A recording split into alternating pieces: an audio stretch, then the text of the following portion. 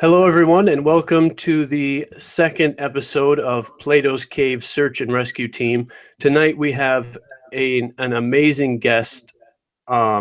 Santos Bonacci has been doing syncretism for years now, and he's got a lot of experience in syncretism and other occult topics. We also have Aquarius Colorado on deck. Now, Santos, instead of repeating for everyone your history like you've done pretty much every episode, every show you've been on, I want to first start by letting you know what I've seen in your work recently. I think when someone comes to syncretism, the first thing they initially think of is someone compiling evidence. They take a piece of evidence here, piece of evidence there, and it's just compiling a case kind of for syncretism. But recently I've seen in your work, you've been more trying to distill the information and trying to make it more simplified and kind of boiling it down. Can you talk for a moment to the recent shift that I've seen in your work? Well, you can say it's always been, syncretism has always been boiling things down, but recently it's been getting very simplistic. Santos, would you say that'd be right? Yeah. And that's partially due to our superior, better, more advanced consciousness that we are enjoying right now. All around the world, people who are prepared and who are inclined spiritually, they are being blessed with insights and understandings which they never had formerly, even weeks ago, months ago. So syncretism is coming to all. It will come to all eventually. Everyone will be blessed with syncretism. That is our nature, to sync things, not to divide and dilute. Division is not for diluting. Division is for variety and experience. But everything should be viewed as a whole, as a one, as a syncretic organism, as a syncretic wholeness. And so this is what Plato and Pythagoras and the Neoplatonists taught, that everything is a oneness, united, and then becomes divided. Whereas the Aristotelians taught that everything is divided first and then must be reconciled and united and harmonized and integrated. Whereas the former is the truth. The truth is that everything is one and syncretic, and it is intelligent to see the difference in everything, but it is also superiorly intelligent to see the unity in all things. Now we are making great strides to this unified science, this holy science, in regards to Ken Wheeler's work, and his recent magnetic viewer has been showing us in real time what magnetism looks like, the structure. But we're going to get into that in just a moment. Before I get into that, I just want to start people off and get our syncretist muscles limber here. And we're going to try to break down this image. Now, learning things from you over the years, Santos, and learning about syncretism, you get to just paint a picture of your surroundings. Spiritually, I'm talking, not your physical surroundings, but your spiritual surroundings. So I want to go to this picture right here. Hold on one moment.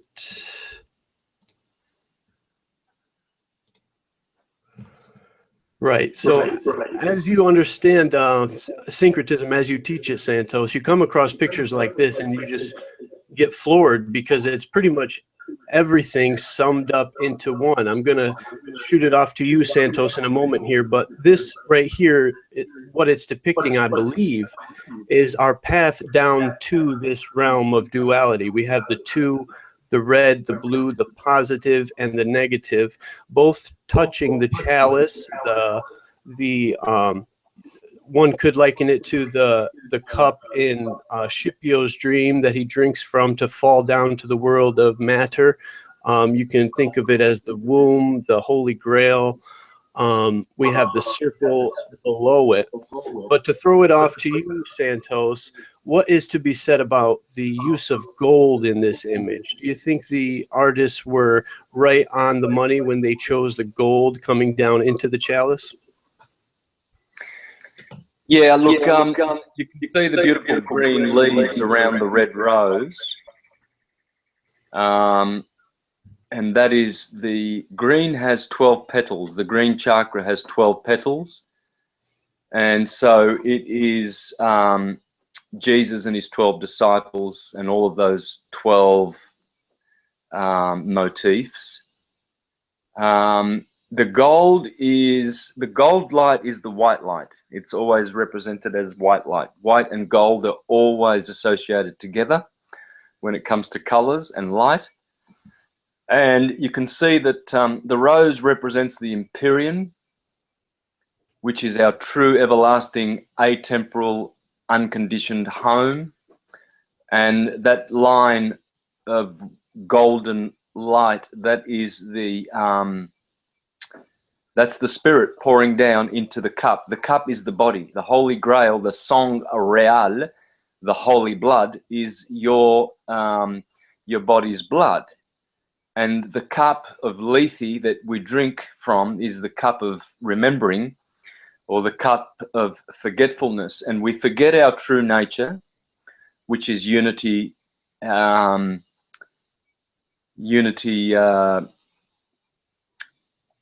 consciousness from source, and we acquire a cup of a body of blood, an earthenware vessel, and you can see the two birds, one red and one blue. These represent the polarized forces of matter. Matter is red and blue. Adama means, in Hebrew, means red earth. It also means red man, Adam. It also means breath, the breath of life. So the breath of life comes into the cup, the body, and we have the two twins, the red and the blue, red blood, blue blood, red pill, blue pill, red shift, blue shift. Those birds represent nature. Holding on to the cup, the cup is standing on a round table, not a spherical table, which is the round earth which we live on. Yes, the earth is round. It's a circle. Definitely we live on a round earth. For all of these people who laugh at the flat earthers because they don't believe they're living on a round earth, well, they're actually telling people that they're living on a round earth. They're saying they're not living upside down on a spherical earth.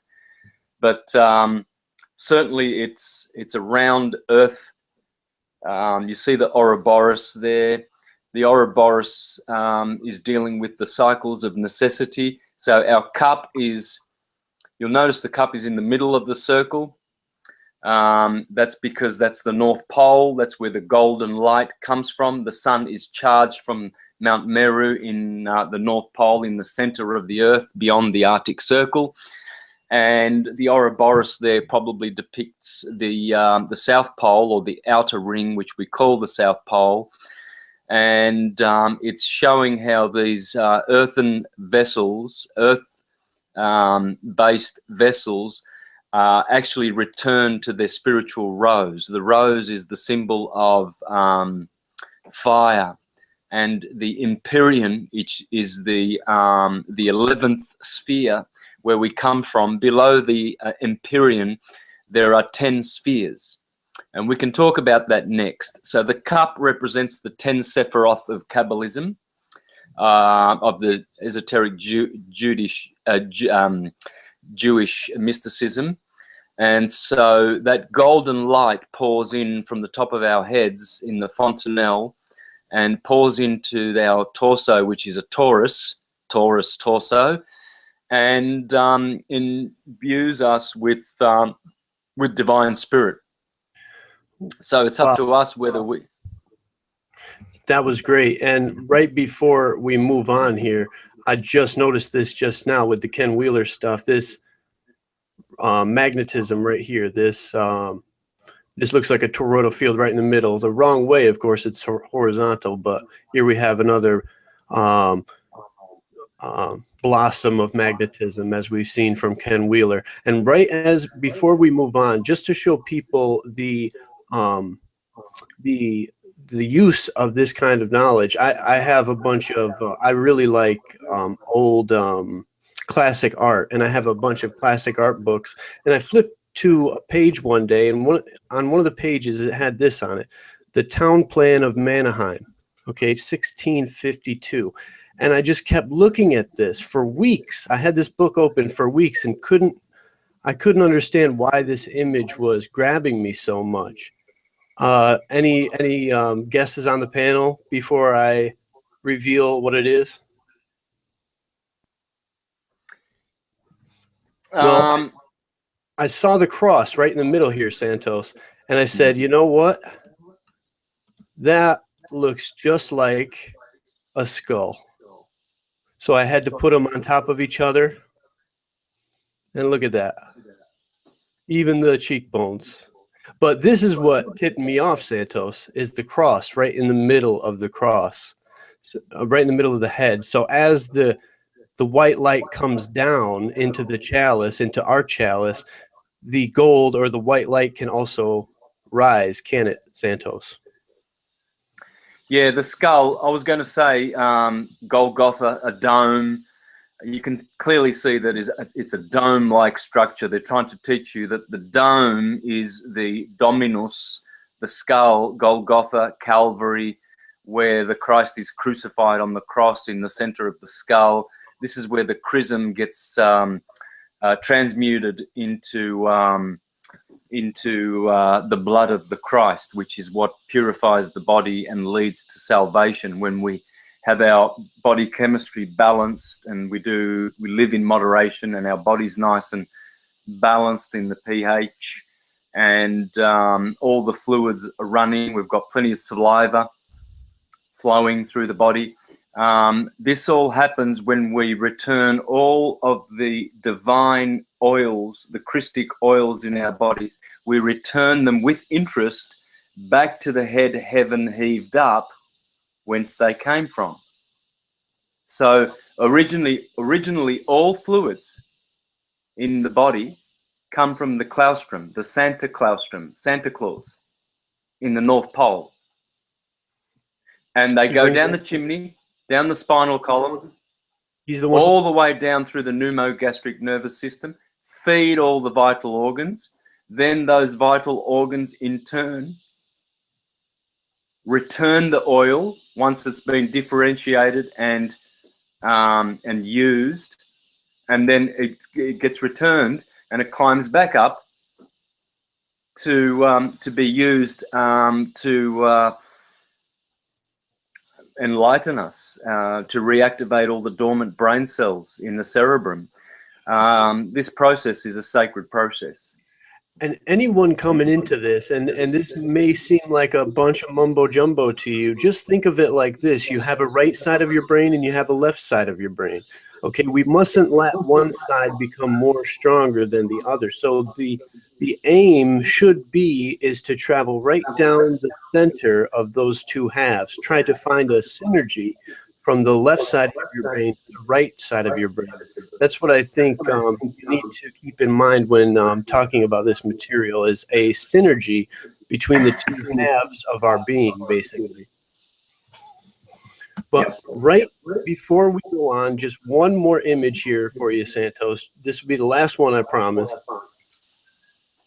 And I just want to point out here how the negative blue is next to the ground. We have the positive red up top, and right in the middle we have the gold or white light. Image stands out to you, Santos? Yeah, look, there's an angel helping man.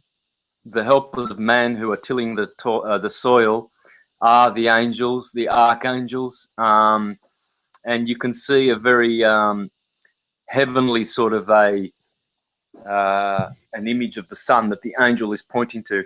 Essentially, this is redemption. Really, it's teaching how man is redeemed from this physical labor of cycles of necessity to feed himself with the sweat of his brow, and to toil with all the thistles and all the thorns that God put on the earth, so that man would live a troublesome and tiresome 90 years or whatever.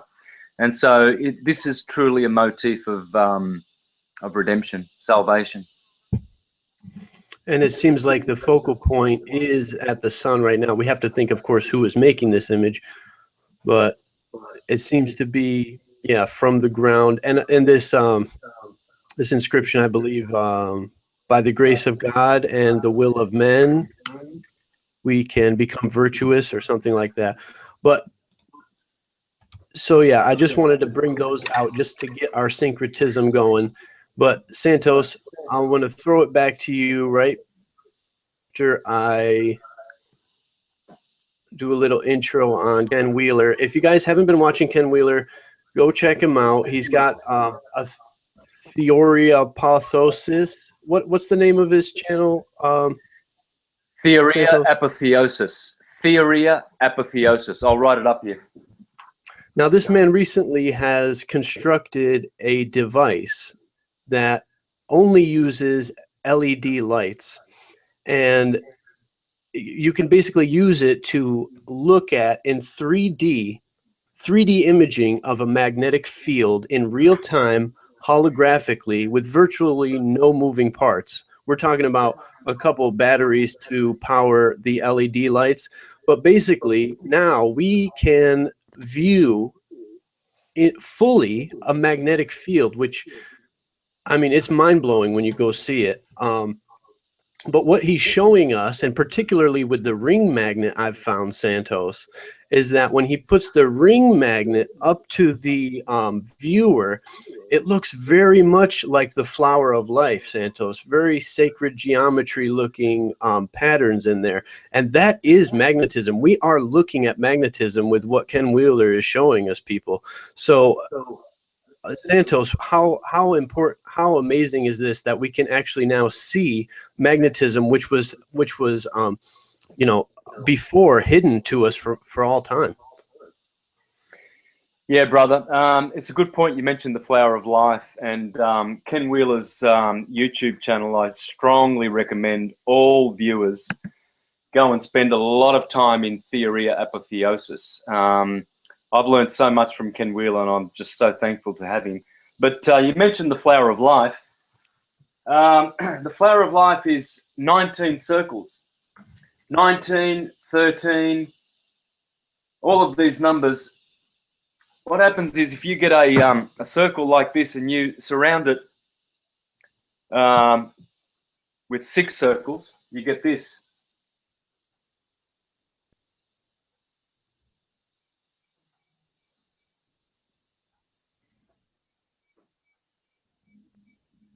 So you get 7.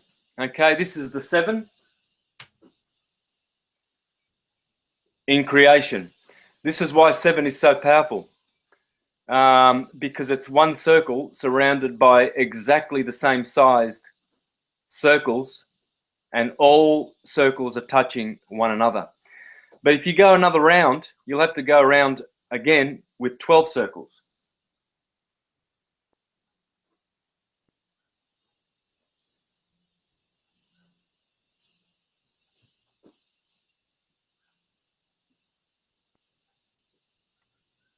Now, as people are watching this, remember when a human is being grown in the womb, the cells act very much like this, right, Santos? Yeah, well, cells reproduce by doubling, so that's mitosis, and this is more of the phi. Oh, right. Phi ratio, which is 1.618. They also call this the Fibonacci ratio, or the golden section, the golden mean, the golden square, the golden ratio. This is the golden ratio, whereas pi pi is 3.141, yeah? Right. Okay, so this is phi, the golden section. These are both transcendental numbers. And the doubling of mitosis, doubling and golden section are essentially the two modes of expression of creation. So when you get a central circle like this, and then you go 1, 2, 3, 4, 5, 6, then you've got to go 7, 8, 9, 10, 11, 12, 13, 14, 15, 16, 17, 18, 19. So hang on, 1, 2, 3, 4, 5, 6, 7, 8, 9, 10, 11, 12. Yeah, that's correct. So that's your 19. That's your 7 and 12. Okay, so there are 7 physical energies in the universe, which are the 7 planets, the 7 days of the week, the 7 colors of the rainbow.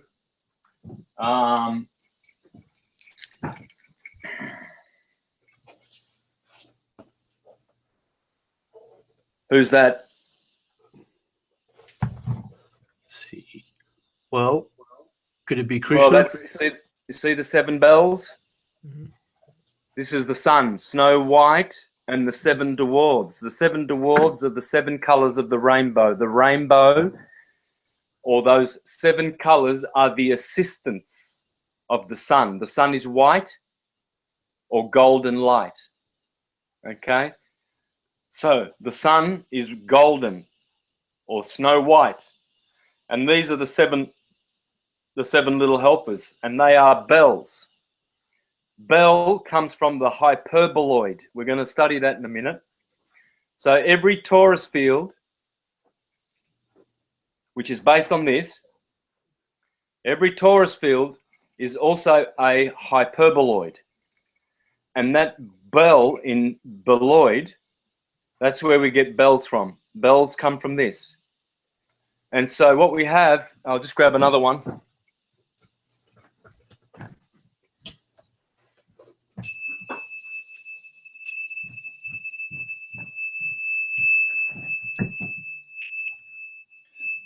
So what we have,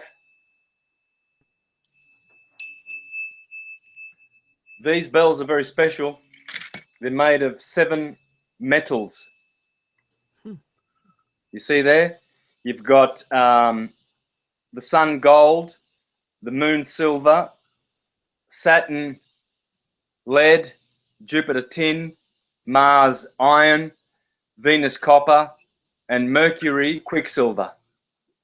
And that's the 7 elements that are in these bells, which correspond to the 7 bells, or the 7 colors of Baal, the bell god. Now, it's interesting you brought up the shape of the bell, Santos, because when we look at the ring magnet, when Ken Wheeler shows us the ring magnet, the magnetic waves coming off it, or the magnetic structures coming off it, look very much like a bell, like a blossoming flower almost.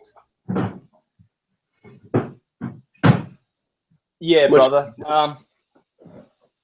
I've showed this quite a few times in my new series of presentations for 2017. But what you have is all magnets do this. All magnets have what they call a block wall. Yep. Would that be the plane of inertia as well? Yes, it is, because this is incorrect. This word block wall, this is incorrect. Scientists call this the block wall. This is the plane of inertia.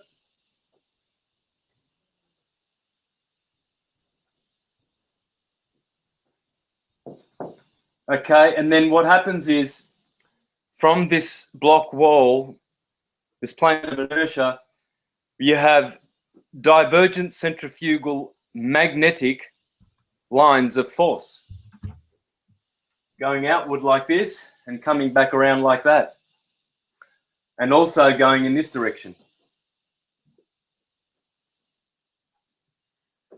And so what you've got is here going outward. You've got divergent centrifugal lines, and they reach their maximum here, and then the outer extremity here, and then they begin to become convergent, centripetal. So these lines now are going back into here. They go into the plane of inertia and then go out the other side. And they're doing this all the time.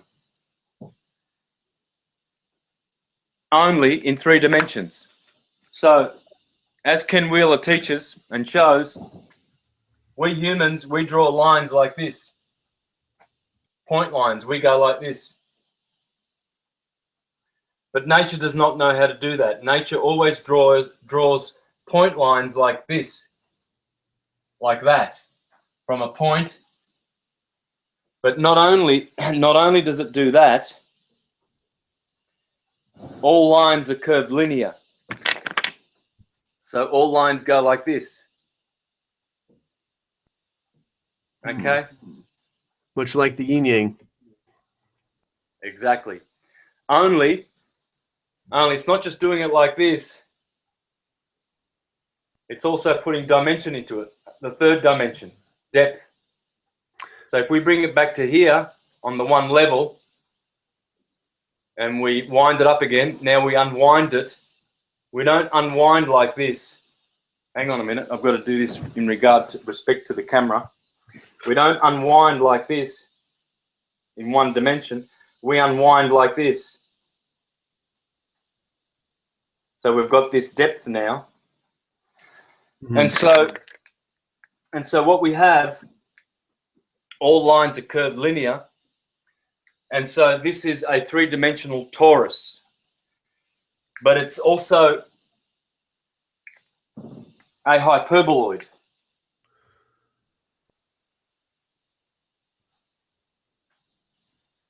So in the middle here, you can see the hourglass.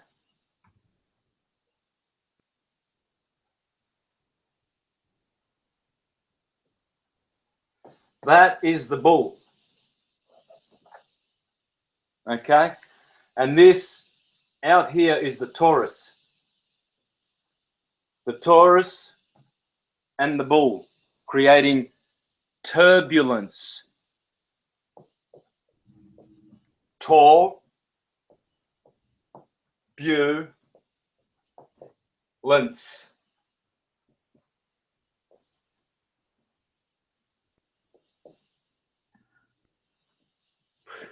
And all the energy is going both down and up and in and out at the same time. If you look at the 3D imaging, this is why Ken Wheeler's invention is so amazing, because we need that 3D to see both the split of the line and the curve of the line, the curve through dimensions. So we now have 3D of this, and it looks a bit like a basket, right, Santos? It's kind of a weaving basket in and out, these energies up and down, in and out at the same time. Yeah, true. What you have is the hypertrochoid in 2 dimensions, but in 3 dimensions, it's called the reciprocating processional hyperboloid torus. So it's very important not just to call this a torus, because you have to look at the negative image of the torus, which is the hyperboloid. And the hyperboloid is the negative image of the torus. So in both instances, you have the bull, the animal of the bull. The torus and the bull. These are the golden calves of Aaron and Moses. This is the cows of Krishna. All the universe is made with these cows, these donuts, these atums, or these torus fields. You see, your body is a torso with the heart in the middle. That's the inertial plane. You see, doctors say that the heart pumps blood. That's because they don't understand magnetism. Magnetism, what's happening is the blood is going into that inertial point in the heart. and then it's being spun around. It's being spun around like a vortex, and then it gets pushed out, and then it gets divergently. It gets drawn into the body through the arterial. So you've got your veins and your arterial system. Okay, so what's going on is that contemporaneously the heart is drawing the blood in that is not oxygenated into its vortex. It's just getting sucked into that point in the heart, and at the same time, it's actually and at the same time, the magnetism is actually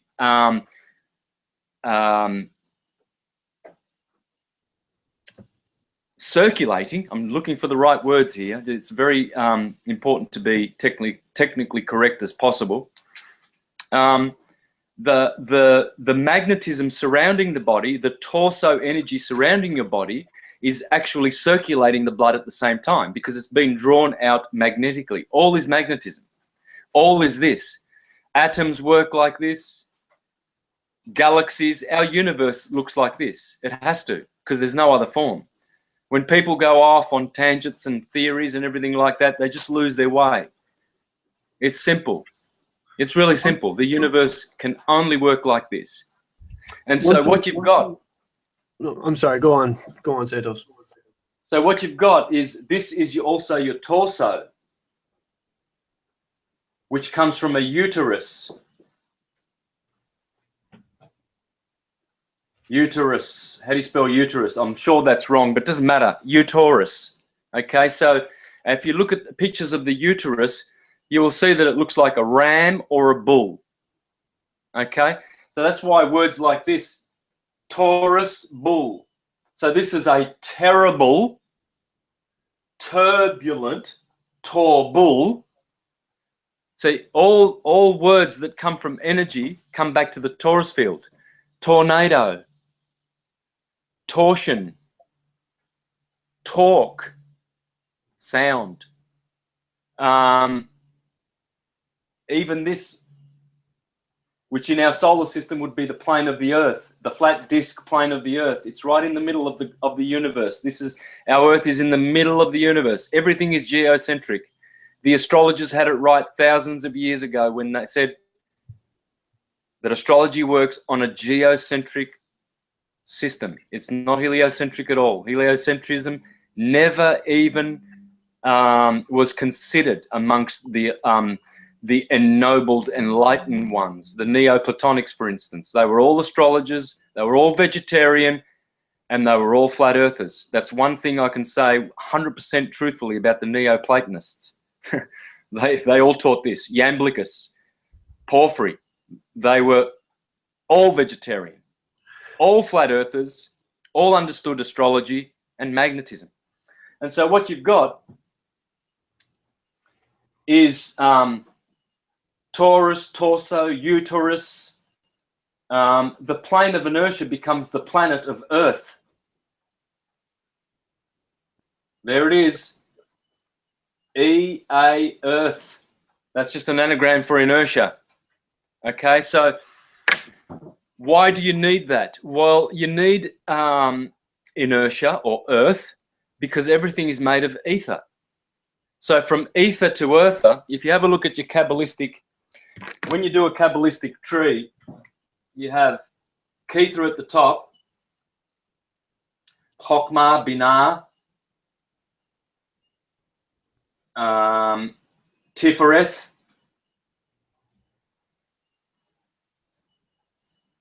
and what you've got now is you've got a way to understand our solar system as well. So this is Malkuth, or Earth, and this is Kether, or ether. So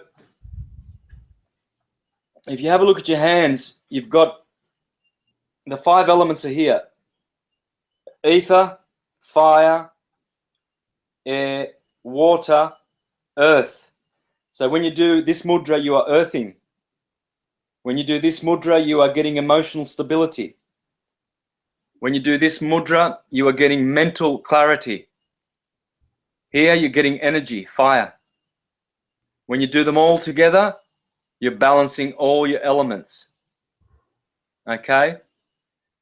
But if you want just, say, emotions and mind, you connect them to the thumb, the ether, because that's where we're heading. So when you get these 5 elements and you put them on the Kabbalistic tree, you've got 10 Sephiroth, 10 fingers, okay? You can see ether down to earther. So in order to go up the Jacob's ladder, which is the spinal column, you need to go up. This is in Revelation, this is the beast with 7 heads and 10 horns. These are your 7 levels of your chakras. 1, 2, 3, 4, 5, 6, 7. And these are the 10 horns. 1, 2, 3, 4, 5, 6, 7, 8, 9, 10. And so what you have here is this is the red bottom chakra. Okay? And up here you have your violet. The crown chakra. Okay? So what you've got is earth. That's the moon plane. This chakra, the solar plexus, has 2 horns. The solar plexus is Mercury and Venus. Mercury and Venus. The Sun, Mars, Jupiter, Saturn, Uranus, Neptune. Now, so what you have to do, the point is to get from earther to ether. So this is why in electricity, you earth things. So when Thor, Jupiter, Zeus, Thor, everything goes back to the Taurus field, guys. When Thor sends some thunderbolts down to the earth, you see Thor in his Thunderdome is sending charge to the earth via electricity through Birkeland currents that travel through the ether and charge the plane of inertia. This is getting charged, okay? And it discharges its energy like this. And so this is the Yggdrasil tree in the middle of the garden, the Torii, the tree of truth, Toruth. You see? And so what you're getting is this Tor bull, this Taurus bull, is creating the turbulence, the terrible turbulence that we need. And so all the words in energy come from this. The dumbbell. This is the dumbbell. Well, that's bell. We've already learned bell. Bell comes from the dumbbell. You see the bowl? The word bowl.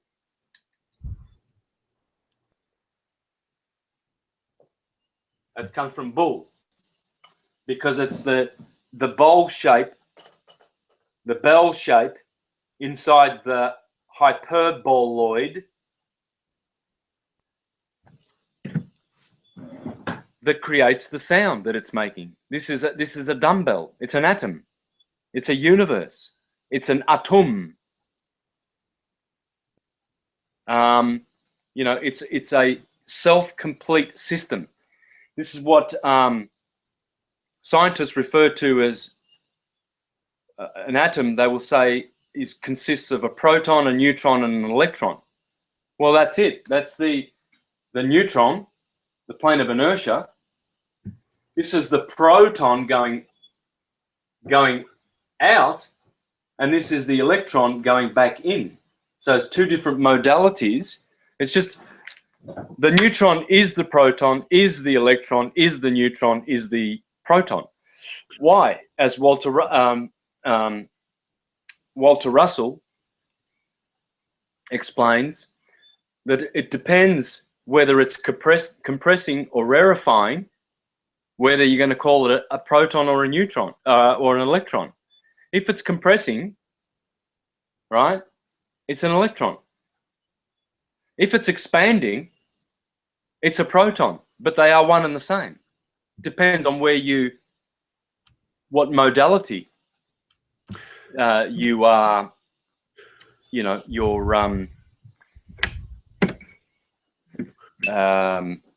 one could say it's the state that it's in, much like in your life. What state are you at in your life? We're all doing this alchemy every day. When is it all right to mix certain things? When is it good to separate things in your life? There's going to be a point where, you're seeing a girl for a while. Now you got to go over to her house, have dinner with her family, and bring your family and their family together. We're always, what is the right time to join and separate?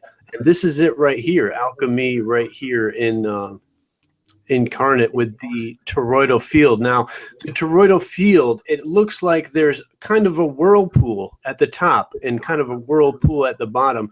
Santos, what would you say about the possibility of that whirlpool being where these planets seem to be gathered above us? Well, the Earth's torus field is the most outstanding of the local torus fields universally. I mean, everything is captured inside of this. Everything, even the sun. So the sun.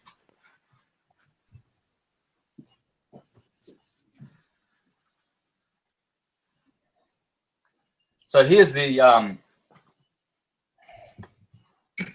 Earth here, of course. I mean, that looks like a heart right there with the four chambers right off the bat. That's a heart right on your board right there. Exactly, it is. It is. It's everything. This is all things. This is the only form that exists. People who go studying quantum physics and particle physics and mechanics, they will forever be learning, never coming to an accurate knowledge of truth. This is the only way to know accurately all truth. So what we have above the plane of the Earth is 7 planets: Moon, Mercury, Venus, Sun, Mars, Jupiter, Saturn. And then this extremity out here, this is what we call the firmament.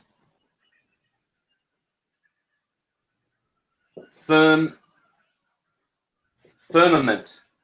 This here is terra firma. Terra is Taurus. Okay? Everything comes from the Taur and the Bull. The Taur and the Bull. The Taurus and the Bull. So below us, we are told in Srimad Bhagavatam, Canto 5, and many other Vedic books, Bhagavad Gita, and I think the Rig Veda, teach us that there are 7 subterranean planets.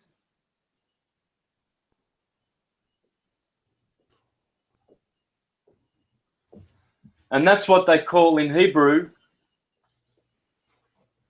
Sheol. I think it's actually Sheol like that. No, that's better. Sheol. In Greek, they call it Hades, Hades. We say Hades, they say Hades, Hades. And we have Dante's story about the levels, descending into the levels as well. Yes. Red shift, blue shift. Blue shift at the North Pole at Mount Meru. Red shift at the South Pole. This is Antarctica here, and it goes right around the Earth. It's Perfect. a circle. Perfect. So would you say that the outer edge of that circle is negative and the inner ring magnet is positive? Yes, blue shift. See, the sun. See, that's where I was going, Santos, because the sun traverses pretty much, I would say, in the middle of the negative outside and the positive inside. We have the path of the sun seems to be right dead center, Santos, right? Yes, it does, brother. The Tropic of Cancer. This is the sun here in the middle. Mars, Jupiter, Saturn at the top. Venus, Mercury, Moon below. The sun at the Tropic of Cancer is high and does a big circle. At the Tropic of Capricorn, the sun is low.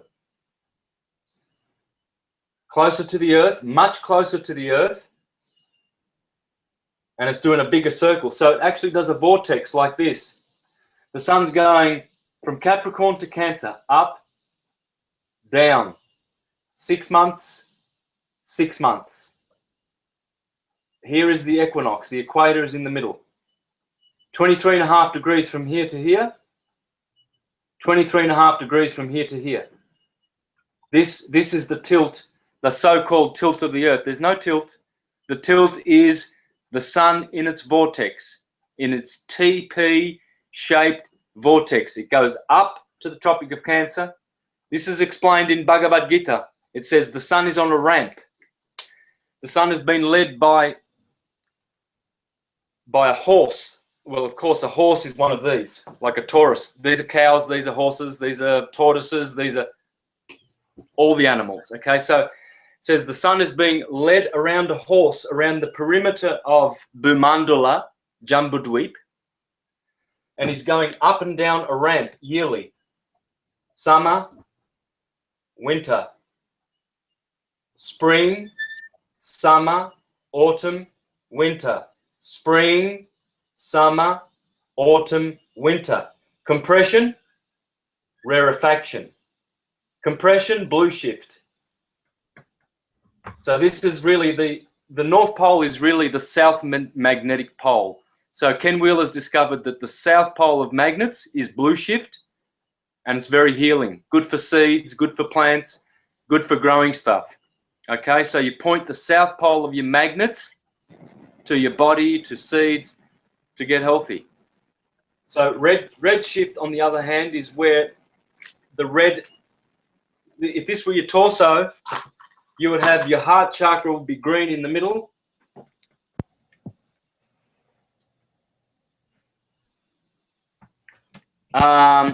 This would be your orange chakra. This would be yellow chakra. This is your blue, purple, indigo, violet. Blue shift is up the top. Red shift is happening down below. Now, see, the Latins call Sheol, Hebrew, and Hades, Greek, infer.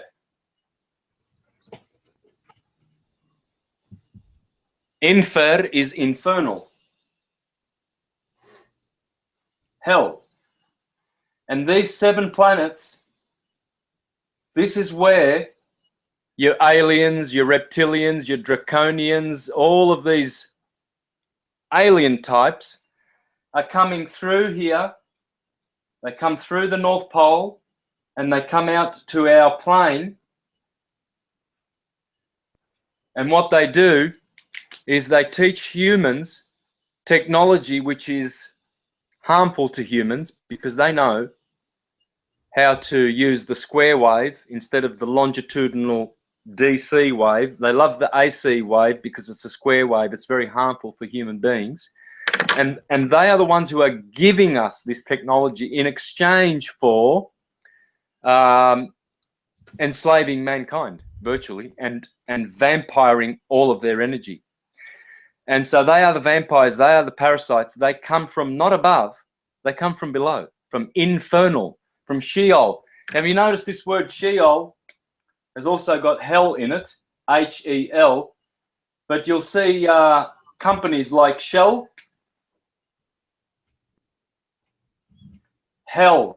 Shell, and they even have the form of the torus field, the true energy, And what do they sell you? They sell you petrol, which we don't need. We've got free energy, right? So they have imposed this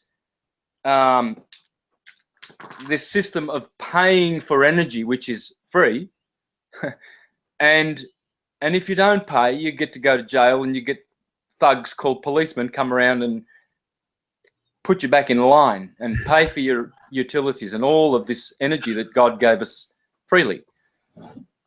So this is going to destroy the globalists, because the globalists depend on their Humpty Dumpty globe. They've told us that we live in a Santa Claus reality, and we're upside down spinning. And they're laughing at the flat earthers that are going to fall off the edge of the earth, and upside down laughing at us.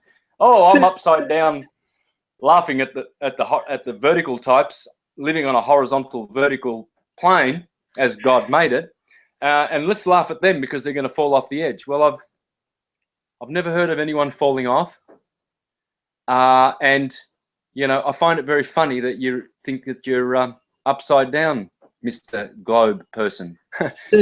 Santos, we were laughing at the globe at 5-6 years old privately, and we didn't have the guts to tell everyone that we don't think this is right. That's why they get us at such an early age. They want to get in the door before they want to corrupt your mind. That's the first thing they want to do. But for people watching on the toroidal field that Santos has on the board behind him, this is just basically an upward view, bird's eye view, if you will, of what he's shown here. Now, the positive center and the negative outside.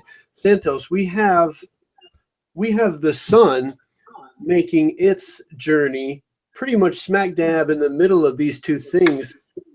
Now, I'm just speculating here, and my mind has been running wild since Ken Wheeler's stuff. But could you say that the sun is kind of a discharge point for the negative outside and the positive inside? It could be perhaps where these things cross over, the crossover point. What do you have to say about that, Santos? Yeah, look, the sun is a projection, just like the rainbow. You can't go and grab the rainbow and pick it up and stick it in your pocket. It's not physical. And the same with the sun. It's projected to where we see it. And then, of course, on top of that, you've got to add a refraction, atmospheric lensing, perspective, all the laws of perspective. So when you're looking at the sun, you're not actually looking at something that is actually there, just like the rainbow. You can have a guy 20 meters away and you can say, oh, look at the rainbow, it's beautiful. And he can't see it 20 meters away because it's not there from his perspective. And so when it comes to the sun, it's no use trying to, find all of the physical facts about the sun with a calculator and a notepad and a pen and telescopes and all sorts of material things, because it's a phantom. Well, it's like a shadow is not. It doesn't have any properties really. It's the shadow. Can we call it an effect? Yeah, right. And the same is with the rainbow. So if we can start to understand this, we will understand how light works. We're not in the realm because of our bodies are trapped in, our senses are trapped in bodies. Our perspective will always be limited. Hence, we have to go back to the true models that we've been given. This is a true model. This is not fantasy. Copernicus, that's fantasy because he said it. He said, this spinning Humpty Dumpty globe that I'm talking about, it's not to be taken true. That's the first thing he said in his preface of his book. He says, this is not absolute truth. This is a hypothesis. And Galileo, Galilei, all of these guys, Newton even said that gravity was a hypothesis. It's still a theory. It's never been upgraded to fact because it can't be, because it just doesn't have any existence. You cannot reify it because it has no attributes and it's not a principle. Whereas this is a principle. This is based in first order. From this, people understand that Newton said that basically his life's work is trash because I could not separate my variables. Here I am doing experiments on the earth when here gravity is obviously a factor. He cannot get he cannot get away from gravity to do his experiments. Therefore his life's work is garbage, and he admitted this. He could not isolate his variables. So guys, just keep that in mind going forward. You know, we're not saying physics is a bad thing. We're saying that the building blocks we have been given are chipped, and they are very badly damaged. Santos, to you. Yeah, I agree, brother. And I would say to people, I would say, don't throw the baby out with the bathwater, because all of that stuff, even Newton, Copernicus, Einstein, all of their stuff, even though it's only half truth, can be redeemable. It's not totally rubbish. It can be redeemable. It's easy to fix all of the problems of science today. It's so easy. All you need to do is simplify it like this. And I would suggest, if you really want to iron out all of the problems and the mistakes of quantum physics and relativity and all of those hocus pocus pseudoscience things, they are actually based, hard to believe this, but they are actually based on true science. It's just that what they do is they corrupt it enough and give it enough materialist spin to point you in the wrong direction. Okay, so it's easy to correct. I wouldn't be hasty in saying, you know, just burn all those physics books and turn your backs on them. These guys are scientists, so I guess they need a pat on the back. But it's just like churchgoers. They need a pat on the back for being loyal and good enough to want to go to church and want to be good people, but they're not actually getting to the nuts and bolts of it because they're being distracted by false, lying pseudoscientists, really. The churches are full of it. The institutions are full of it. They're all lying. Why? Because they're trying to point people to the fact that we need to burn energy. We need electricity, not magnetism, which is free. We want electricity, which creates a vibration, which we can pay for and meter it. You see, Tesla tried to give us free energy. JP Morgan came along and said, no, I want to put a meter on that. Piss off, right? And then ever since that, there's meters everywhere, electrical meters, the electrical grid. And we don't need it because not just that. Not to mention that the Tesla's gang was the last time we ever heard ether in scientific work. I mean, Tesla's gang was it as far as ether goes. I think that is how they've shrouded this knowledge from us. Because really, if you just take away the ether, that's all you need to take away. All of a sudden, everything's useless. So remember, when you're talking Tesla, you're talking ether as well. Aquarius, any thoughts on what we've been talking about? I'm sorry I didn't get over to you at all, man. I'm just looking at that image that Santos drew, and to me, it looks like the apple that Eve gave Adam of knowledge of good and evil, which everything is all hidden in plain sight. And I agree with what Santos is saying. They will pervert or twist it so you look only through one view, the view that they want, which is a materialistic view, one without connection to self and to God and to creation. And that's why they removed ether from science. Yeah, didn't they make, actually, in the Seven Dwarfs movie, didn't the witch have the poison apple? The apple was poison and not life-giving in that movie? See how they switched it around on us? Santos, back to you. Yeah, well, see, Eve eats the apple and gets all sorts of trouble. Sleeping Beauty eats the apple. So you see the motif is always that when you eat the apple, which are the apples of Apollo, which is the sun, the apples of Apollo. See, another word for bull is apis, A-P-I-S. That's the root of apple. These are the bulls or the apples of creation. The eggs, the pine cones, doesn't matter. Tortoises, birds.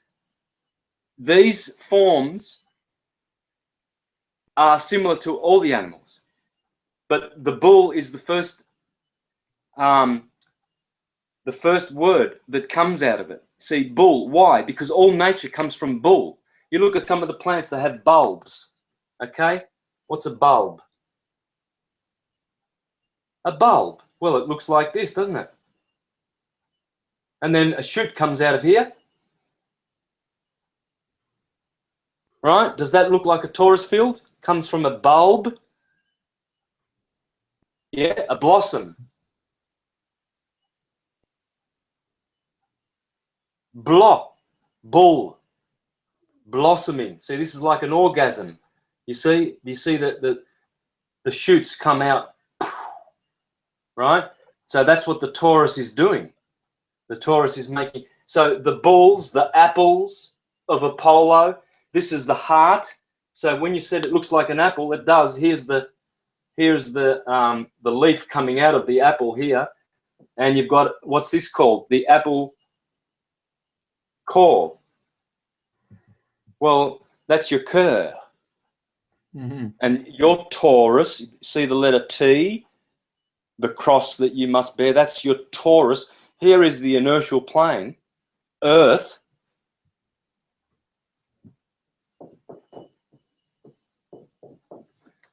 Earth.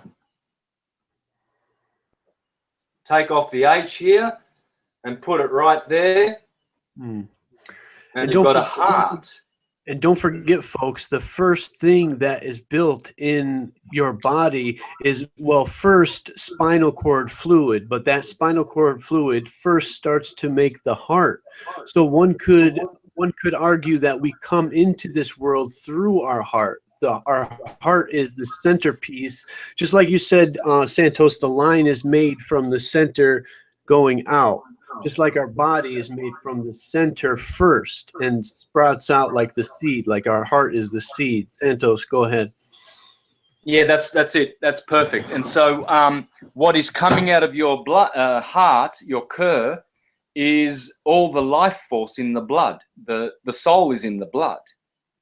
And so what you're getting is you're getting the plane of inertia, which is the earth heart, is where all the source of your power is coming from. That's when your heart is happy and relaxed and you're breathing correctly, you're actually strengthening and growing your torus field. It expands and grows and gets healthier and healthier as you breathe correctly, and you expand your, what do you call this part of the torso? You call it your thorax. Your thorax. So when you expand your torus, thorax, you are actually expanding the field of influence that your psyche has. So you can be walking through a crowd, and you will actually your psychic field will merge with their psychic field, and when there is a compatible energy, that person will respond. And you know, they may even just look around and think, well, who's that? There's someone's here. I know that person. And they'll be looking around. It's like when you're walking down the street through a crowd, and certain ones will look at you. Not everyone. Some are too busy, and some do not connect with your energy at all whatsoever. Whereas others do, and you'll see a man over there and a woman over there, and they'll look up and they'll just look at you and and out of the blue, and you'll think, well, what did I do? I didn't do anything. But it's just that there is a that individual's expanded torus field is connecting with yours. Now, we have many torus fields though, okay? The main one is the torso, that's the torus. But then you have your mind's, your cerebrum's torus field, you have your liver, your endocrine system, your spleen. So there are many toruses embedded inside, you see. So what's happening is when you connect with someone who has similar torus energy, magnetic energy, then the entangled particles, because see, again, scientists talk about entangled particles, but there aren't any particles. So what you have to do now is you have to change those words to more scientific, true descriptions and explanations. For instance, I would not use particle, I would use pulse. It's a pulse wave universe. It's not a particle wave universe at all, whatsoever. There aren't any particles. And so this is why entangled particles actually do exist. They're not particles, they're pulses, but they all exist on the longitudinal plane. The longitudinal wave, the standing wave, is direct energy. There's no wave, so there's no vibration, there's no interference. It's perfect energy, it's pure. It's magnetism. Electrical energy does this. So there's a time dilation, there's phase disparity in the energy. So you get blue shift, red shift. Nothing is correct. Nothing is perfect in the red-blue world of materialism, but it's perfect because it works. So whatever is coming out here is also coming out here. And whatever is coming out here and here is also going in here and here at the same time. Perfect synergy. Perfect field pressure mediation. Perfect interlacing of energy that is, well, there's all different kinds of energy. There's high capacitance, there's low capacitance. There's high frequency, there's low frequency. There's long wave, there's short wave. Well, the length of the wave actually is in proportion to the capacitance of the light, because this blue light is far higher capacitance than the red light. So if you look at the petals on your chakra, this is the best way to understand light. The bottom chakra of the torso is the red chakra. It has 4 petals. So there's that 4. You see, that word dealing with death, your body. I wanted to ask you about that, Santos, because Neil deGrasse Tyson was just on a radio show and he was basically berating people for being skittish about the number 13. He was basically making fun of people and saying the 13 has no whatever.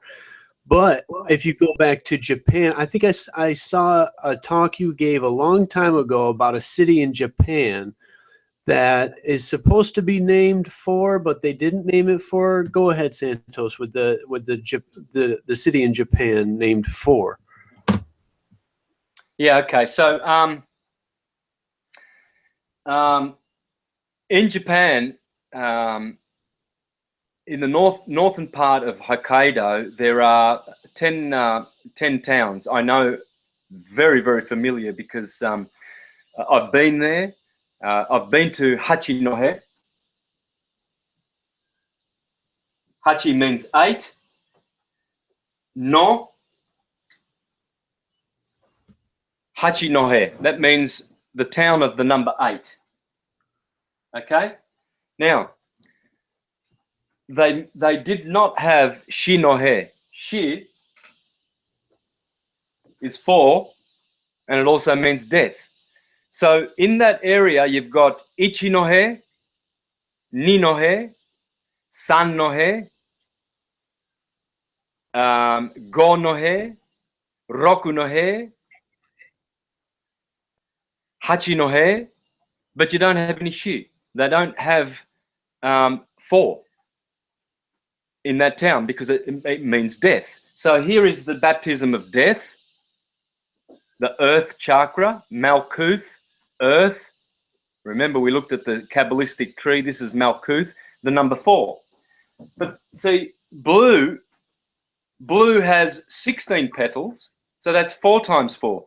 So this has more capacitance. This light is high capacitance light. You get a blue laser, You can do a lot of damage with a blue laser as opposed to red. It's softer. It only has the power of 4.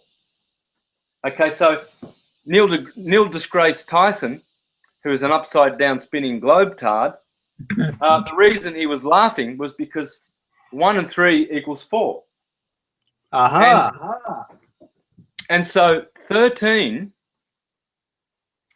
has 4 implied in it twice, essentially, because it reduces to 4, and because it's the second number in the series of numbers that reduce down to 4, it gets to be extra powerful. And so 13 again is not necessarily associated with the 13th cardinal or ordinal aspect of numbers, but it has to do with this number 4 and the baptism of earth that we've all been subjected to. This is why we then get baptized with water. This is water. And then we get baptized. This one's fire. This is the 3rd chakra. The solar plexus is fire. Then we have a baptism of fire. Then we get baptized in the heart at the Jordan River. And then we go to the blue skies, blue shift. Right? Because when you look up you're standing on a green earth, you look up, you see a blue sky. Well, green chakra, blue chakra, and then the blue chakra opens up to the purple of the lamb, the cerebrum of the head, and the cerebellum of Taurus. Aries, Taurus. Cerebrum, ram, cerebrum, cerebram, cerebellum, cerebellum. So you've got the 2 horned animals in here, violet and indigo and blue. This is all blue shift. Everything up here in the head, heaven heaved up, in the skull of Golgotha, the dome, all of this represents the dome above our heads. And the earth, our heart, and this is the same model as our body. This is God. When you look up at Jupiter, Saturn, and all, you're looking at God. You're looking at his organs. You can't see the full body because your eyes do not permit you to, but you're seeing the light at the center of those organs. When you look at the sun, you're looking at the heart of God. Well, I'd say in the grand scheme of things, Santos, I'd say we're at a good point right now. We're right in the center. I say as long as we use our heart and we use our throat, we use our voice to speak out, to expose things, I think we're on our way up. We're here we are. Our feet are on the ground here and our heads are in the skies. That seems like a choice we've been given, Santos. Would you say we're in a good place and a good opportunity right now to to be on our way up right now? Yeah, for sure. This is the best time to be alive ever. Look what we're doing. Could we do this 5 years ago? I couldn't. I couldn't do this 5 years ago. So we're having these conversations. There's information on the internet. People are starting to wake up. People are starting to wake up to the beautiful divine nature of creation. This is all by design. This is all created by an intelligent creator, Jehovah, Krishna, Allah, Jagannath. And what a glorious thing people like us with so many blinders on, with so much distorted information, with so much filth on the TV, what a blessing that a few of us are on to understanding the holy science. Aquarius, what do you got to say? I think it's a beautiful time to be alive. I mean, it's the age of Aquarius. Why wouldn't, I mean, I'm biased. I kind of want to talk about, if we can, it's all connected, but the sun and the moon real quick. I want to get Santos' take, because we were talking earlier, Tony, about whether the sun is male or female energy, and you said that the sun was female energy, and I said no, the moon was female energy. And I just wanted to know what Santos's... Sun was male, the moon is female to me. That's my thing. Well, we were talking about positive and negative energy and aspects of like negative was male and positive energy was female. Excuse me, you're right. Just put it, Right, yeah. right. So basically, is positive energy male by nature and female is negative, or is it the other way around? What is your take on positive and negative energy and how it relates to male and female?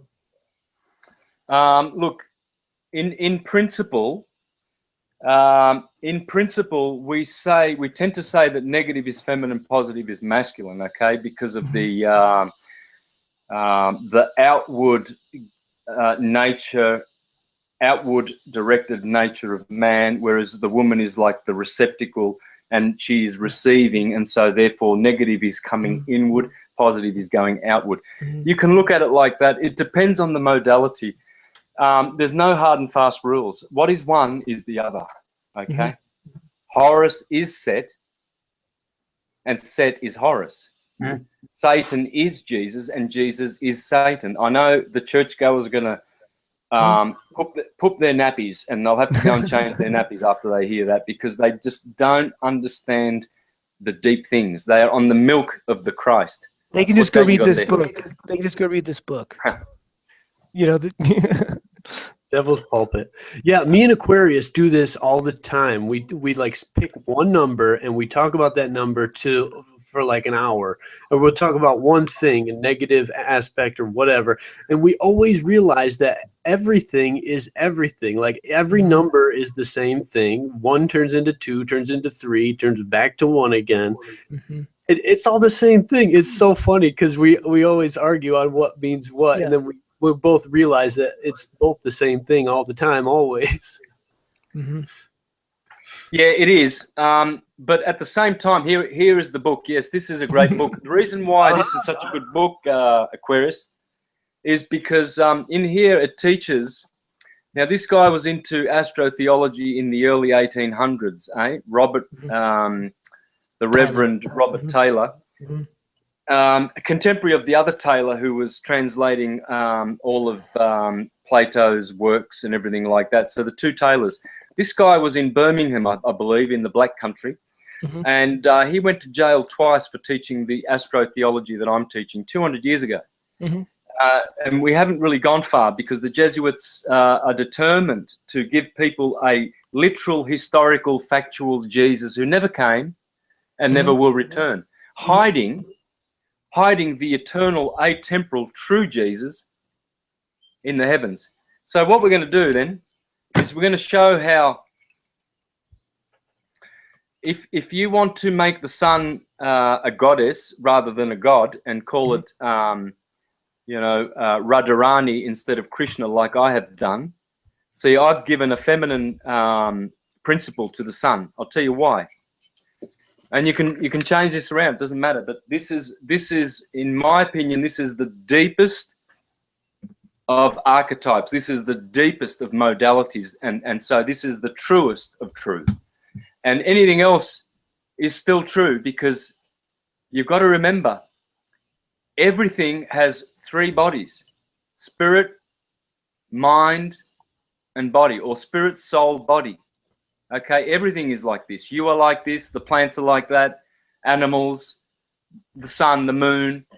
There is nothing that is not a threefold creature. So to say that the sun is masculine or feminine, you need to be able to know your stuff and how to explain all this. So this is how you would do it. First of all, there are only three things going on.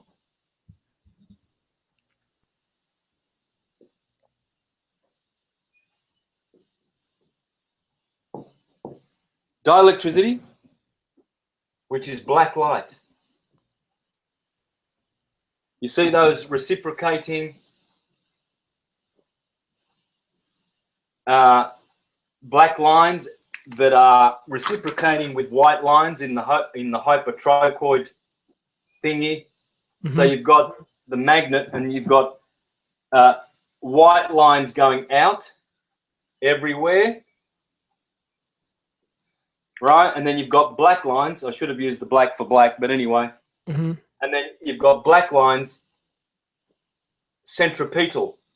That's dielectricity. So when you do your yin and yang,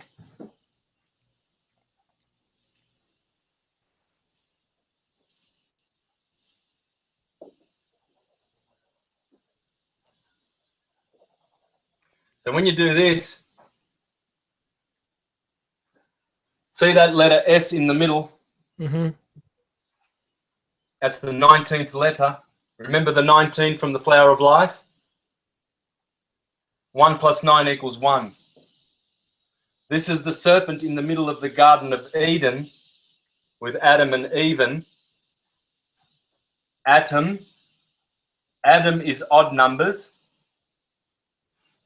Eve is even numbers. So you've got 1 odd, 2 Eve even. So what you've got now is below the dielectric is magnetism. And when these two field modalities rub against each other, electrification is produced, a third modality. And this is the moon. This is the sun. Might as well put 7 rays there. Samson had 7 braids of hair. Mm-hmm. Samson had 7 braids of hair, eh?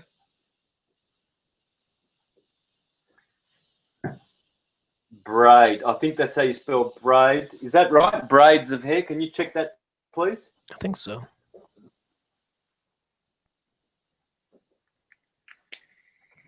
I'll just check the spelling on that.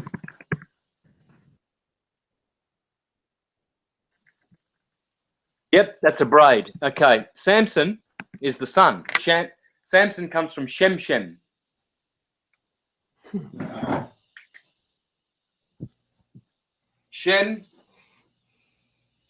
Shema is the sun. Samson means little sun. All right, that's why it's got sun in it. For instance, Jason means Jehovah's son. Simon means the son of the sun. Samson means the son of the sun, or a little son. Okay, now see the word ray there? Mm-hmm. R-A-I. The seven rayed sun. Here I put Saturn.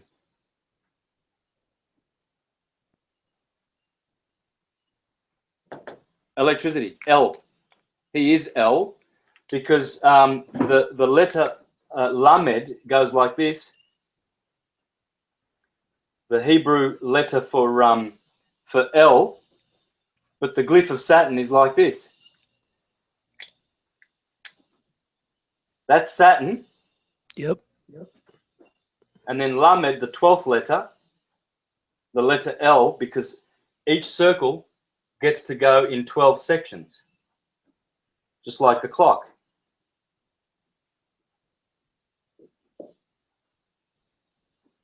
One, 2, 3, 4, 5, 6, 7, 8, 9, 10, 11, 12. So all these sections make a clock. Okay? Now, it's funny you say a clock because Ken Wheeler says that 4 represents time to him. He hasn't given his full explanation, but he says there's a very drawn out explanation why he sees the number 4 as representing time. So that's funny you say clock and you just divided the thing up into 4. Looking at 4, it looks like the solstices and the equinoxes, Santos. Well, time is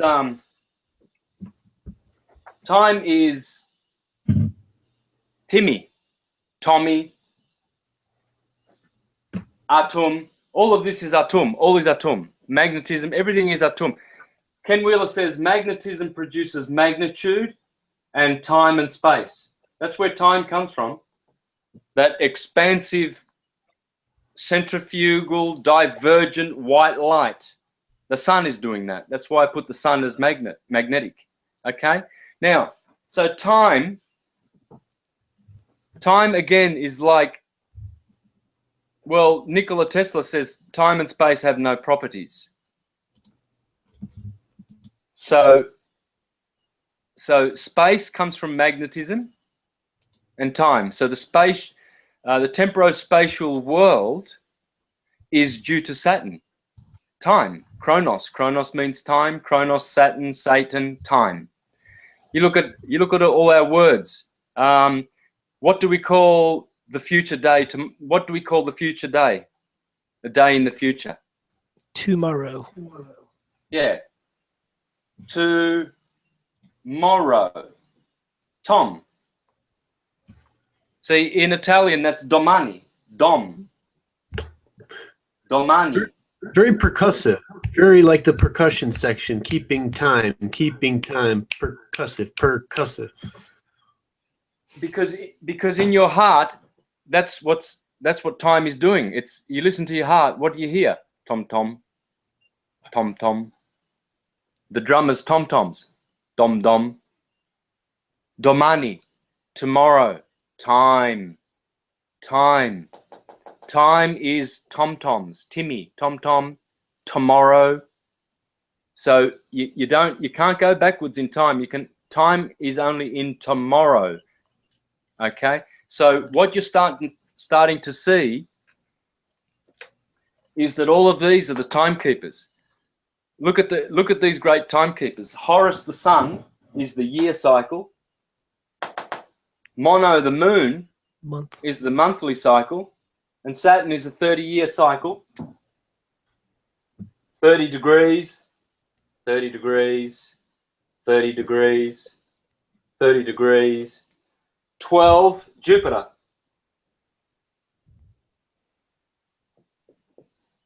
Jupiter equals 12-year cycle. So you see, these are all the timekeepers. We already know who time is. It's Jupiter, 12. Saturn, 30. Sun, 1 year. Moon, 1 month. Mercury, 88 days. That's pretty close to 90, don't you reckon? What's 90? It's a quarter of a year. It's a quadrant. So Mercury, 88 days, he does 1 quarter. 88, 88, 88, 88. So we already know who the timekeepers are. You see, when you look at your clock, you've got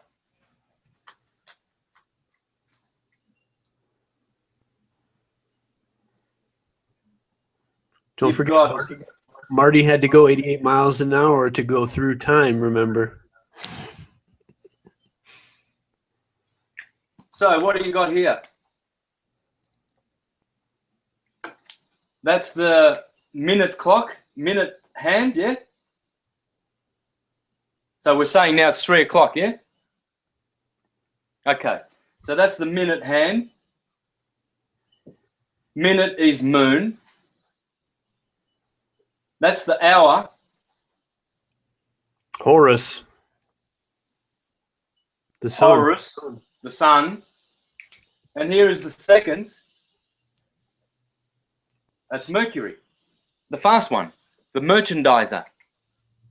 Okay, so here's Quicksilver, Quicksilver, seconds, quick, Mercury, communication, transportation, intellect, the mind, connecting. Mercury connects things, so he's the second, he's moving. Okay, so what you have now is, if you look at the word clock, it actually means bell. In German, Glocke.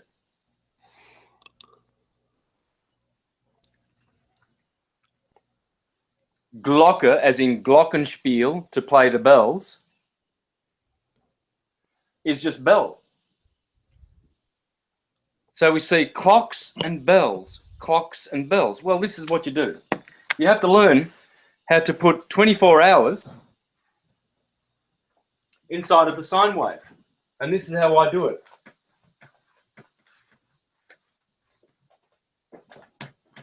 So you get a sine wave, as I've always done in all my presentations. How many times have you drawn this, Santos? Look, you know what? Millions of times. There must be... I've sat down with people in cafes, in restaurants, at their homes, in my home, pulled out a sheet of paper, done the sine wave, filled it up with all sorts of stuff, handed it to them, gone. Those have gone all around the globe. When I used to be a street performer as a professional musician, that gave me a lot of opportunities to talk to people from all over the world. Come to Melbourne, listen to some music. I would do this for them, send them off. There must be millions all around the world. And of course, in my presentations, this is the only way to understand all things. Everything is on the sine wave. So if you can do a sine wave like this,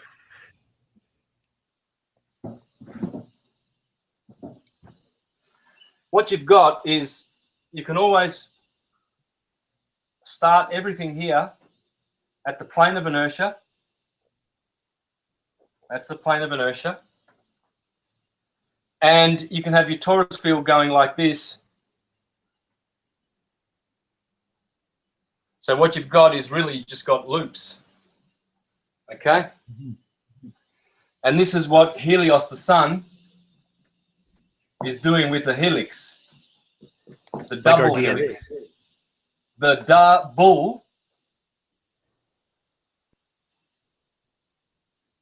the two bulls, you see, that's you really got to think bull, the bull, because the bull is always the bull.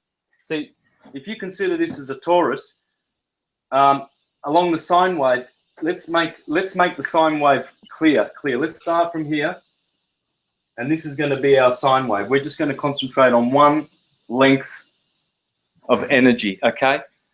Whether we go back like this, we can go back around. I've done it like this, or you can do it like this. It doesn't matter. Circular or linear. It doesn't matter. It all works the same.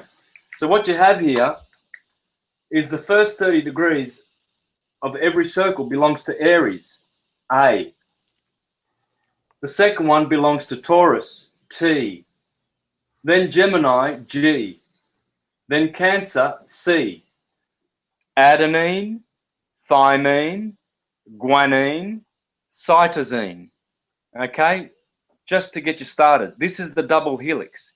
The bull, the two bulls. You see, Taurus is always here.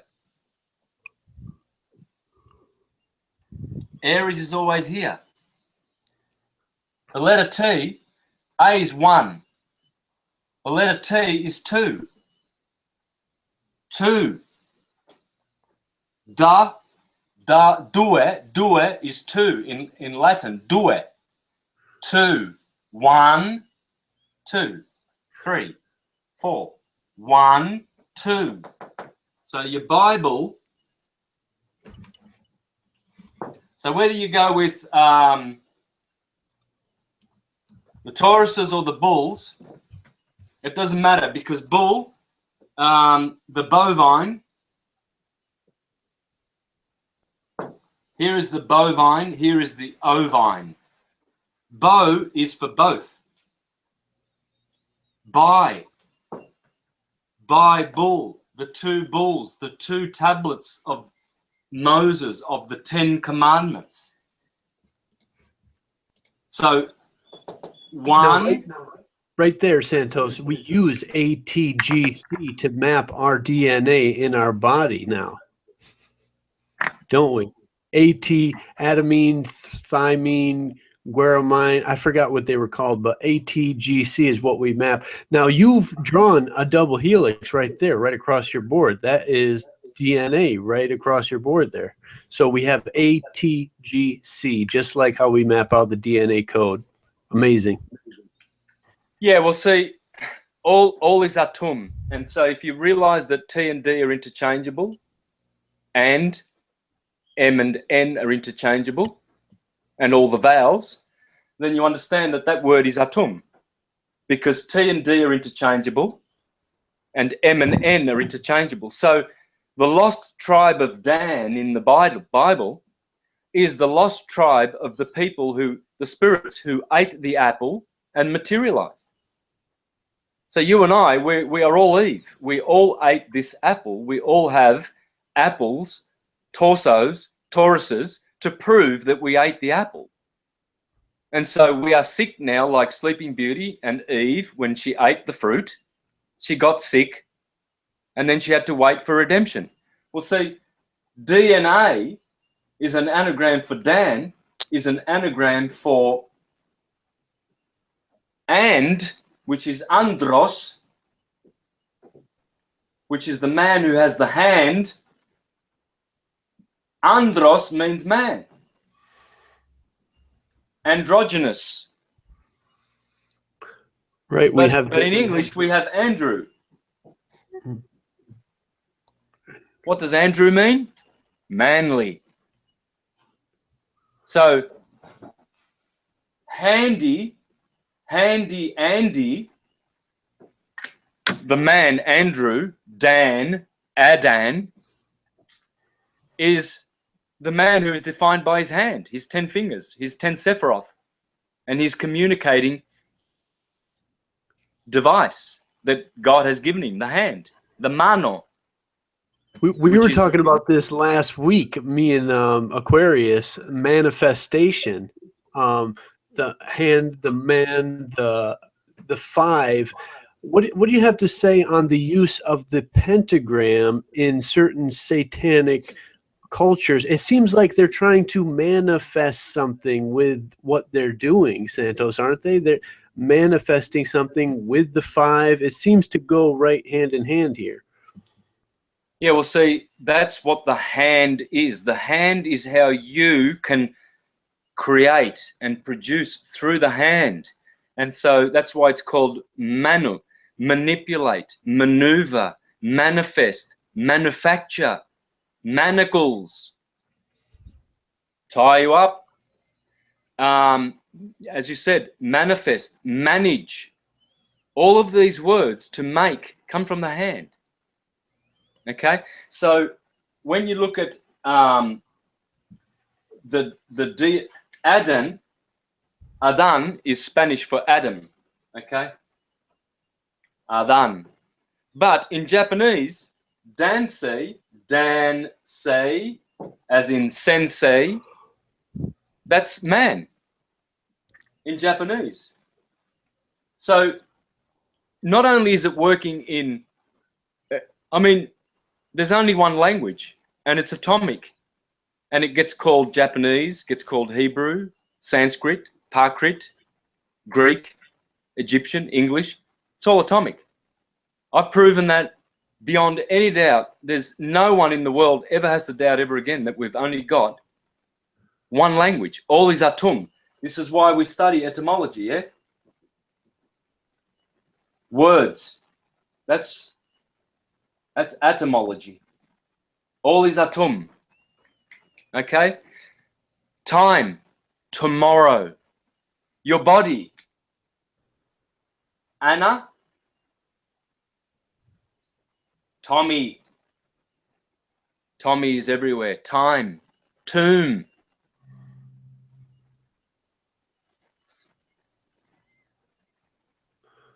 Tomb. Why the silent B? Because it's alluding to womb. Mm-hmm. The tomb of the womb. That's why a grave always looks like the womb of a woman, because you come from the soma, and you end up in the sema, as Plato said it.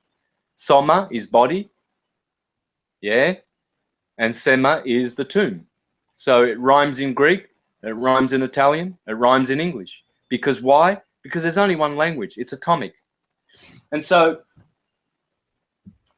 when you look at the letter T and the letter B, Tor and Bull, the B is the number 2. The T is also the number 2. Well, lo and behold, the word 2 starts with a T. But in Italian, it starts with a D, because T and D are interchangeable. Well, D is the 4th letter. And in English, as I said, it's the 20th, Mm-hmm. which reduces down to a 2. But in Hebrew, it's the 22nd. 2 plus 2 is 4. So you're always going back to this 2, 4, 2, 4, 2, 4, 2, 4, 2, 2, 4. Everything's 2 and 4 because they are, remember Adam and Eve, odd and even numbers. Well, even numbers are feminine and they divide. 2 is a divider, 4 is a divider. It's also a multiplier on the positive side. But on the negative side, even numbers divide. Therefore, they are divisive. Masculine numbers, 1, 3, 5, 7, 9, you can't split them down the middle. They are unifying. This is why Eve is evil.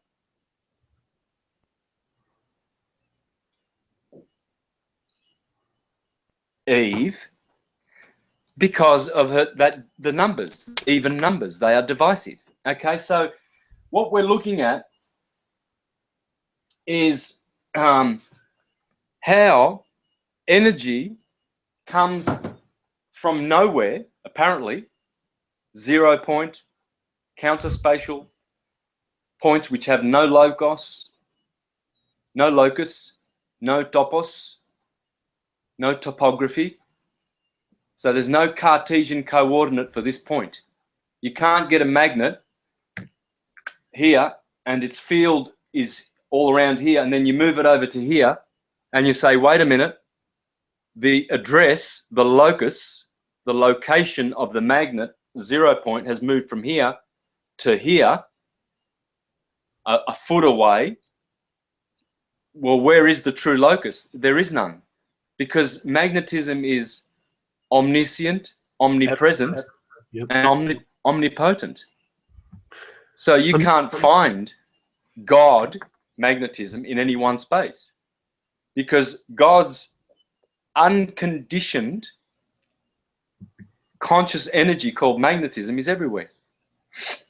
It seems like magnetism and electricity have to work hand in hand. Like, I'm starting to look at it as magnetism is the head of the drum, where electricity is that which strikes the drum. It's just two things, the magnetic wave and the thing that happens within that magnetic wave.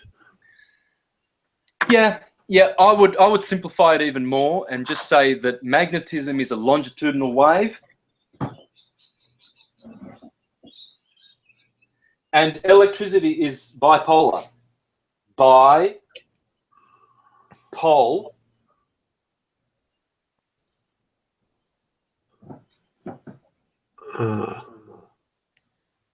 Bipolar.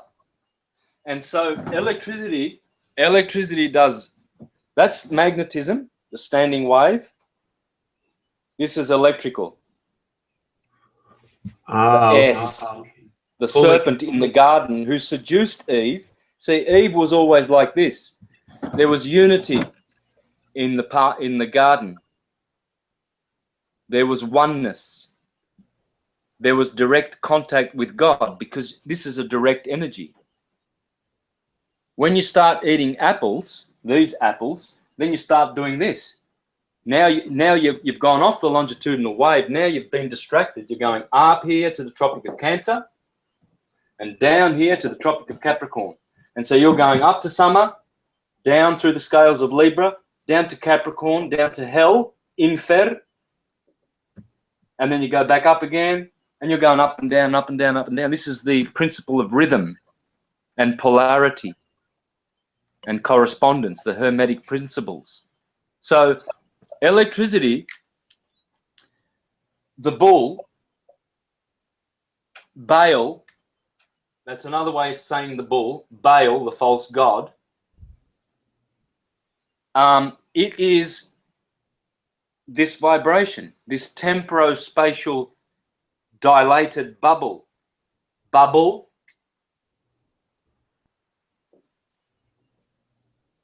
That's just like saying Bible. Bible, bubble, two bulls. Everything is in two bulls. Nature is always presenting itself as two bulls. Bibles, bubbles, turbulence, Taurus bull, terrible, Taurus bull, energy. Now, do you think they have thoroughly trapped us in the world of dualism using the naturally occurring dualistic qualities that we see all around us? I think they've kind of hoodwinked us into thinking a dualistic system works because we see dualism around us in our environment. I think that's why they put us into the right-left paradigm, because it works so well with us, because we think, hey, it's in nature, it occurs naturally, it's probably a good system to use. But I don't think dualism in regards to a government is not the best thing. It's a overshadowing of fascism, really. Yeah, materialist dualism is nasty. Spiritual dualism, that's duality in unity, as Pythagoras called it. Unity in duality, or duality in unity. So we live in a duality in unity world, whereas the materialists, there's no unity. None at all. Everything is dual. Everything starts from two. There's no unity. They talk about it. Oh, let's get together. United we stand. Let's form a church. Let's have an organization, a foundation. We'll do so many good things. All of their energies are chasing after the wind. Why? Because they are materialists. Everything the materialist does will be gathered up for the spiritualist in the last day. That's what the scriptures teach. You see the wicked ones building castles and mansions and palaces and bank accounts. All of that will be given over to the humble ones. Humble. Right. Now, this is a perfect crossover right here. Just to round out the show, I don't want to wear you out too much, Santos, but this is a great crossover, because the materialist, what you've written on the board, what you have on the board right behind you, I would call that a philosopher's stone. Okay. The materialists, the ones who want you to go searching for a historical Jesus, are the same ones who want to tell you that the philosopher's stone is a stone that will magically give you knowledge. However, I think a philosopher's stone is something like Santos has drawn on the board, something that is unchanging, just like a stone, a chart, a map, something you can pull from that is unchanging. So, Santos, we thank you for that philosophical stone you've written for us behind you. Yeah, this is the true stone because it's spiritual, it's transcendental. It transcends nature, but it also partakes in the laws of nature, because these are the spiritual laws which govern nature. Without these laws, this is how God, energy, manifests.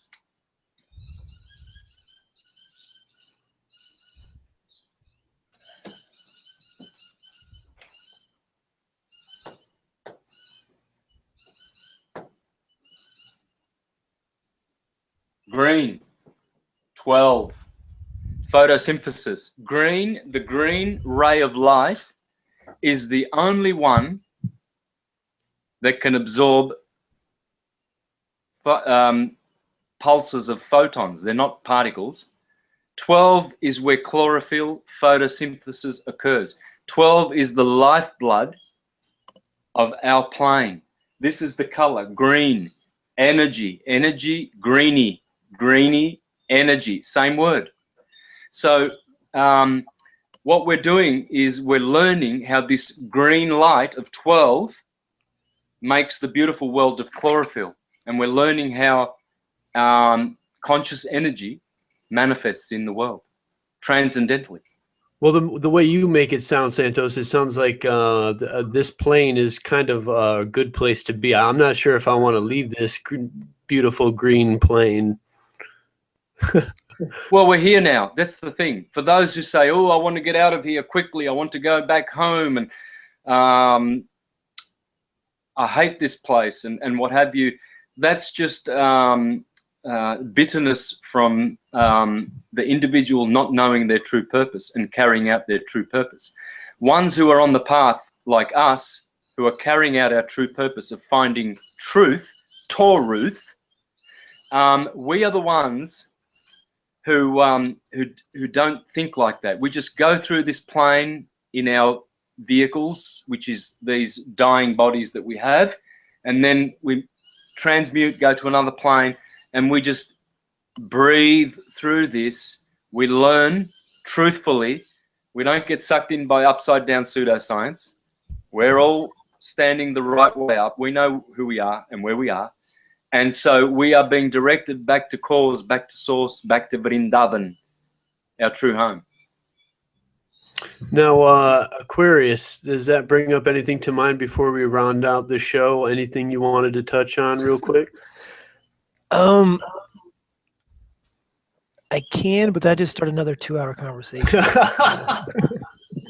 I mean, Santos, I mean, everything he said is just, I mean, amazing, and I can't wait to go rewatch this again to take some notes, because it's been folks, look back on the years and years of Santos's work, and look back at how everything he said today is direct mirror image of what he was saying years ago. So it's the proof is in the pudding, folks. If this is the first time you saw Santos, proof's in the pudding. Go back in time and check out the things he's done before. But I mean, Santos, that was an amazing presentation, and I really liked how it was very different than all the other presentations I've seen you. Now, we have been getting into trouble recently about how to perform gematria and going through these rabbit holes of different numerologies, different number systems. I want to, if you're up to it, I want to bring you back sometime later and go through the numbers 1 through 6 and talk about each number in its entirety and try to characterize and try to put personalities on these numbers, because gematria is running and we can't run until we can walk, and that is numerology to me. So if you're up for it, if you want to come back some other time, we will really go into each number and really characterize those things. What do you say? Yeah, for sure. Anytime I'll be back. Oh, and then also one thing that I do want to talk for the audience and also for Santos is Rahu and Ketu, the two discs of the moon. I know this is a whole, that's why I said I don't really want to talk about it, because this is a whole other 2-hour conversation. But Bruce Sanchez's TV on YouTube, he did some pretty nice stuff on Ketu and Rahu and the moon, which I kind of want to talk to you about that. But like I said, that's another 2-hour conversation, and but maybe we'll continue at some other time. But real quick thoughts on Bro Sanchez's stuff. Yeah, I've seen quite a lot of Bro Sanchez, and he's a true truther. He's on the path, and he's one that is revealing massive amounts of exquisite information. So I would be going to that video for your listeners. We can deal with Rahu and Ketu next week. I can deal with that from an astrological point of view, teaching, you know, what it actually means. I can also deal with that from a flat earth, true perspective of how Rahu and Ketu are forming, causing the eclipses and everything like that. We can deal with that next one for sure. Yeah, because we got a big eclipse coming up here in the northern hemisphere here in North America, which I'm planning on going to see here in August. And it's, I don't know, there's a lot of thoughts on the whole eclipse thing. So yeah, we can tie all that in. It's been a blessing having you share your wisdom and knowledge, as always, Santos. Love and gratitude, and ho'oponopono. Much yes, Santos, thank you so much for gracing us with your presence here. I just a couple shout outs. We got Ian Cox, we got Felix in the chat, we got Deep Inside the Rabbit Hole in chat watching us, we got Synthetic Dread, and all the friends of the Caveman watching. Once again, Santos, thank you so much for this presentation. We learned so much about the redshift, blue shift, toroidal field we're in, and we will see you soon. Yeah, have a great day, Santos. Enjoy your Sunday. Thank you. You too. Many blessings. Peace, brother.